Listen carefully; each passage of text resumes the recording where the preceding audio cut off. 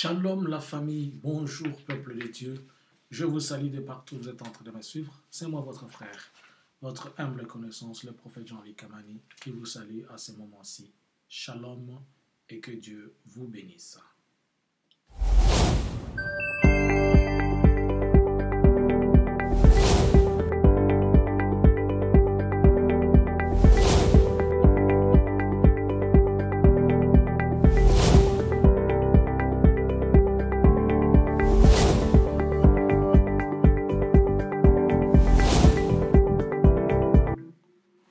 Bonjour mes frères, bonjour ma soeur, je viens encore devant vous. Comme d'habitude, c'est moi votre frère Jean-Louis Kamani. Je viens de la part du Seigneur, essayer de parler avec vous. Aujourd'hui, il est peut-être soir là où vous êtes, il est peut-être jour, cela dépend du temps et cela dépend du moment. Nous allons prier, nous remettre entre les mains du Seigneur et puis parler. Éternel des armées, Dieu d'Abraham, Dieu d'Isaac et de Jacob, Seigneur, je te respecte, je t'honore. Je m'incline devant toi à ce moment-ci, en signe de respect et d'honneur que je te remets, en train de demander à ce que tu sois présent, manifeste dans tout ce que nous allons faire et dire à ce lieu, afin que ta gloire, ton amour, ta puissance et ta dignité soient celui qui nous domine et soit avec nous au nom de Jésus. Amen. Les rapports mapping et son application, ou l'application des rapports mapping, c'est le message que j'ai à vous transmettre de la part du Seigneur. Pour aujourd'hui. Nous sommes le 23 octobre 2021 et nous voulons parler de la part du Seigneur pour la République démocratique du Congo. J'aimerais que tu m'aides à lire ces passages et après nous allons parler de la part du Seigneur. Je suis dans le livre de Nombres, chapitre 32, le verset 22. J'ai lu au nom du Seigneur Jésus. Et si vous revenez seulement après que le pays aurait été soumis devant l'Éternel, vous serez alors sans reproche vis-à-vis de l'Éternel et vis-à-vis d'Israël. Et cette contrée-ci sera votre propriété devant l'Éternel.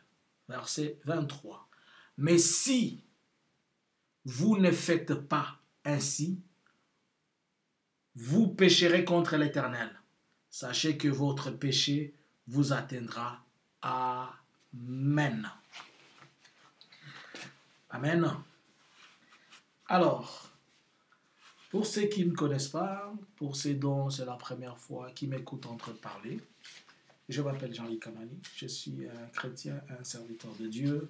Par la grâce de Dieu, le Seigneur m'a doté du ministère prophétique.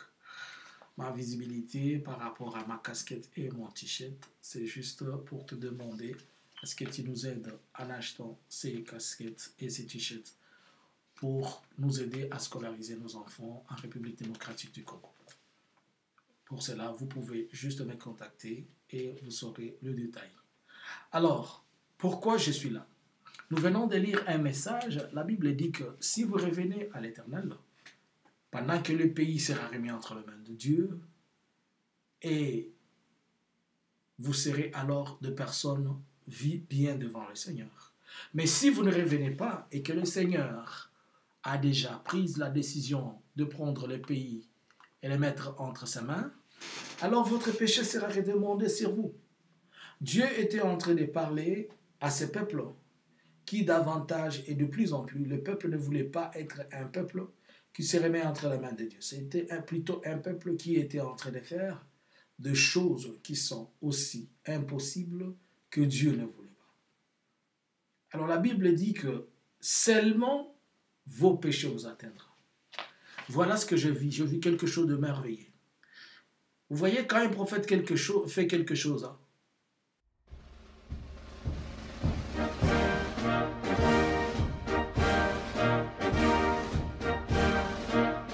lorsque vous voyez un prophète faire quelque chose, sachez-le que c'est prophétique. Vous voyez les drapeaux qui est en train de flotter derrière moi. Je vis ces drapeaux en train de flotter comme ça. Je vis les drapeaux de la République démocratique du Congo en train de faire comme ça dans les airs. Et la question, j'étais en train de me poser la question, pourquoi? Mais quand le drapeau faisait comme ça, il y avait un bruit de gens qui criaient de partout en signe de joie, en signe d'allégresse. Et c'est là que l'Éternel me dit, je me suis décidé une chose. C'était quoi? J'ai vu au bureau des Nations Unies une décision qui s'est prise par rapport au rapport mapping. On a ressorti ces rapports, on l'a remis, j'ai vu un dossier comme ça qu'on a remis et on a mis sur la table. C'est un dossier comme ce que je tiens dans ma main comme ça. Le papier, on a remis sur la table et il a été dit que maintenant on doit appliquer ou on doit mettre en application ce qui a été écrit dans les rapports mapping de août 2010. Et cela a fait un bruit dans la communauté congolaise. Les Congolais de partout, ils étaient contents, ils étaient en train de crier. C'est ces bruits-là c'est ces drapeaux-là qui secouaient comme ça, qui symbolisaient ces bruits-là. Vraiment, ça a été une nouvelle entendue de la part de tout le Congolais, je ne sais pas. Tout le monde était en train d'attendre ça. Alors, qu'est-ce que les rapports mapping pour ceux-là qui ne connaissent pas? Les rapports mapping, c'est une rédaction des experts des Nations Unies d'au moins 531 pages qui va de la période de 1993 à 2003, qui parle de toutes les atrocités et tout ce qui est droit de l'homme, droit humanitaire international, les crimes contre l'humanité, tout ce qui s'était commis en RDC durant cette période-là. Et si vous regardez la logique du rapport mapping, c'est un rapport narratif, c'est un rapport historique, c'est comme quelque chose qui est en train de parler d'une histoire, en disant à telle époque il y avait ceci, à telle époque il y avait ceci, à telle époque il y avait ça, mais ça n'indexe pas directement une personne ou un individu. J'ai cherché à comprendre un peu, ça n'indexe pas directement une personne qui a fait cela. Mais vu que on dit qu'on doit mettre en application ou bien on doit mettre ces rapports-là sur table, on doit punir tout ce qui s'était passé pendant cette période-là. C'est on n'ira que punir les gens qui sont pas supposés, ou bien les personnes qui sont directement impliquées. Mais est-ce que ces rapports pointent du doigt quelqu'un? Non, mais ces rapports parlent de gens qui étaient tout autour, ou bien parlent de systèmes qui étaient en train de gouverner pendant ces époques-là. Et quand on parle des systèmes qui étaient en train de gouverner, c'est qu'on sait aussi tracer, puisque quand les experts des Nations Unies faisaient les rapports, ils ont les noms de tout le monde qui était impliqué, bien que ça n'a pas été cité, puisque avant qu'un rapport d'experts ne soit publié, on les lit et on les passe auprès des pays qui sont concernés, leur disant, voici, nous avons envoyé des experts, ils sont partis sur le terrain, ils ont trouvé ceci, ceci, ceci.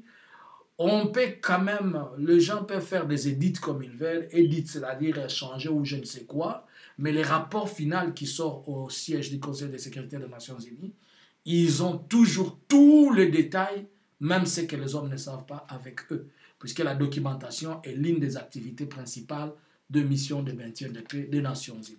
Et ils documentent et ils mettent tous les éléments en faisant les profilages, les profils de tout le monde, en connaissant la traçabilité de chaque personne qui s'était retrouvée dans les situations. Alors c'est pour dire que l'Éternel s'est décidé que ces rapports viennent et que l'on pointe du doigt certaines personnes. Récemment, j'ai écouté un discours du président rwandais. Ces discours-là, c'est presque, ça marche dans le même angle que les discours que le colonel Kadhafi avait eu quelques années avant que le mal ne lui arrive. Et je me suis dit, ça sent la fumée.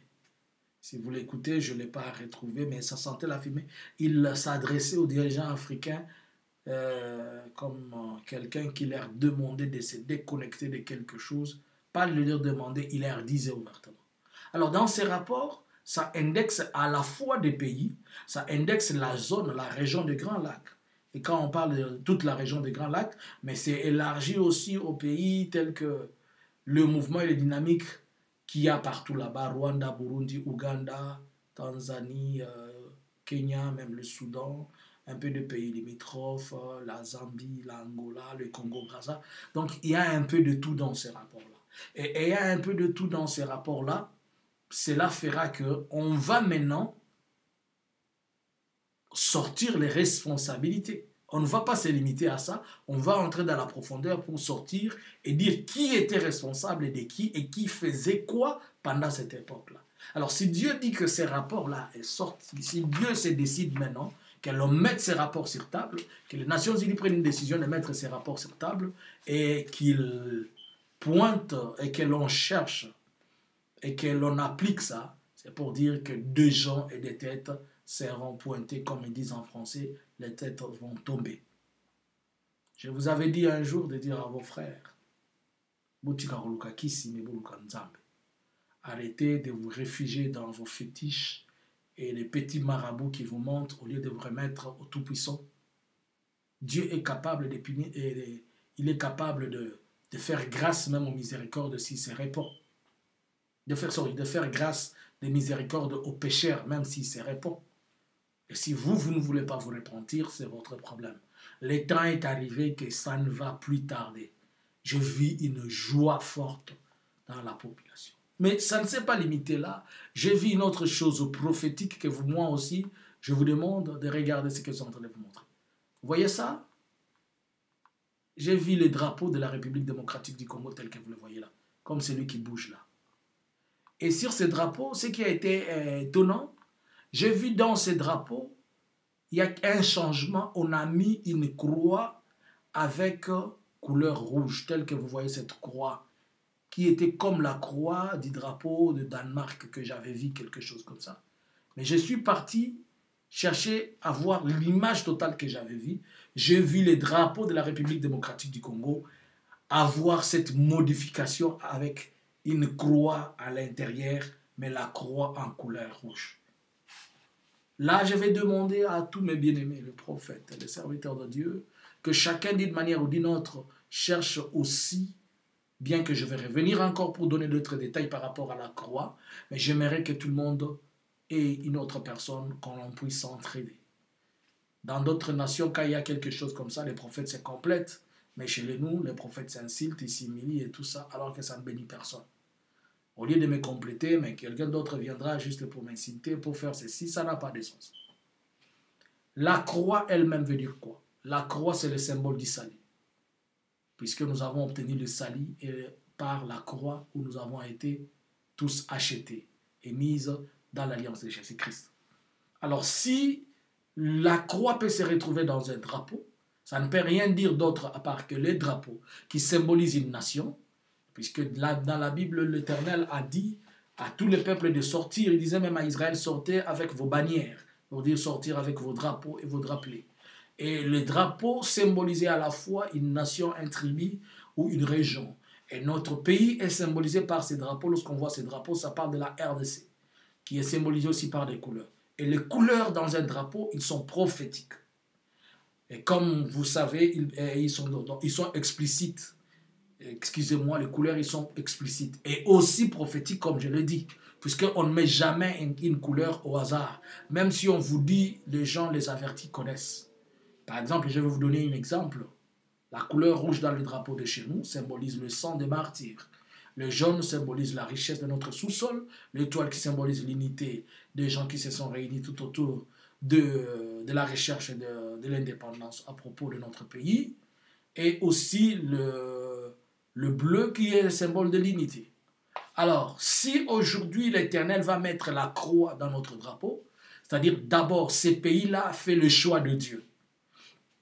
Pas seulement qui se limite là, ces pays-là obtiennent le salut de Dieu, mais aussi il y a la couleur rouge qui peut symboliser le sang. La couleur rouge est le symbole aussi de beaucoup de choses. Alors cette couleur-là, et le sang lui-même, il peut aussi symboliser beaucoup de choses. Par exemple, nous savons que nous avons été rachetés par le sang de Jésus-Christ. Nous savons que le sang est le symbole et le signe de la miséricorde. N'oubliez pas aussi que le même sang, dans les livres de Genèse, Dieu a dit à Caïn que le sang de ton frère crie vengeance de la terre jusqu'à moi. C'est-à-dire, s'il y a la croix qui traverse notre drapeau, qui est le symbole de l'unité, qui est le symbole de la réconciliation entre l'humanité et l'Éternel, et qui est le symbole de la réconciliation du pays avec Dieu, qui est le symbole de l'unité dans le Seigneur, mais aussi il y a dans ces pays-là un sang qui est en train de demander vengeance et qui est en train de crier que l'Éternel puisse lui apporter vengeance. Le sang aussi symbolise l'alliance, puisque vous savez que toute alliance ne se fait que par le sang, même si le sang n'est pas visible directement, mais l'alliance faite dans tout le sens, il est faite aussi par le sang. Donc, cette couleur, elle est prophétique, elle engorge encore beaucoup de choses. C'est pourquoi je vais demander à d'autres prophètes de la part du Seigneur d'aussi aller poser des questions à Dieu. Nous aussi, nous allons lui poser des questions et l'Éternel, comme la Bible dit, invoque-moi, je te répondrai. Alors, prenez ces messages, faites-les aussi les vôtres, bien-aimés, pour ainsi chercher à comprendre ce que Dieu veut nous dire. Mais moi, je reviendrai encore pour vous donner plus de détails dans ce que le Seigneur est en train de dire. Alors, toi qui as suivi, dis à ton frère, le temps est arrivé. Si tu ne cherches pas Dieu, tu vas chercher Kamani là. Kamani ne sera pas là. Mais si tu cherches Dieu aujourd'hui, Dieu sera pour toi. Quand je dis Kamani, vous cherchez les hommes au lieu de chercher Dieu. Et voilà, quand il y a un malheur qui arrive dans un pays, les premières personnes à être affectées, ce sont les personnes qui ne sont pas sous la couverture du sang de Jésus-Christ. Ce ne sont pas les gens qui sont sous la couverture de Dieu, c'est-à-dire les gens qui sont hors de la volonté de Dieu. Ces pays sélectionnés et choisis par Dieu, ces pays qui portent la croix à l'intérieur de son drapeau, prophétiquement, l'Éternel, est-ce que je mettais le politicien, si vous pouvez comprendre, il y a une croix qui doit être dans le drapeau de la République démocratique du Congo. Je mettais, je ne dis pas beaucoup, mais prophétiquement, comprenez, la croix dans le drapeau. Dieu voit ses drapeaux avec une croix, mais vous voyez votre drapeau avec autre chose. Je n'ai pas vu d'autres couleurs, j'ai vu le bleu, j'ai vu le rouge, la croix. Que Dieu vous bénisse, vous qui avez écouté et qui avez suivi cela. Alors, prière le partager. Je sais que ce message, il est prophétique pour beaucoup de gens qui vont comprendre et ça va se faire suivre. Et que Dieu vous bénisse et que le Seigneur soit avec vous. Si vous n'êtes pas encore abonné à cette chaîne, abonnez-vous à la chaîne. Nous sommes là chaque mardi et samedi à partir de 20h pour l'étude biblique et le samedi à 10h heure de l'Europe pour la prière. C'est moi, Kamani Jean-Luc, je suis le visionnaire des CRL, tel que vous le voyez, qui veut dire Christ réveille libération dans le monde. Et cet espace et cette chaîne s'appelle La Vérité. Abonnez-vous et partagez. N'oubliez pas d'activer la cloche de notification.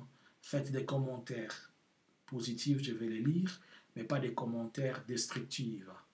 Abonnez-vous, partagez, invitez une personne et que Dieu vous bénisse. Et si vous vous sentez béni par ce ministère, bénissez aussi le nom du Seigneur et bénissez-nous. Shalom. Soyez tous bénis.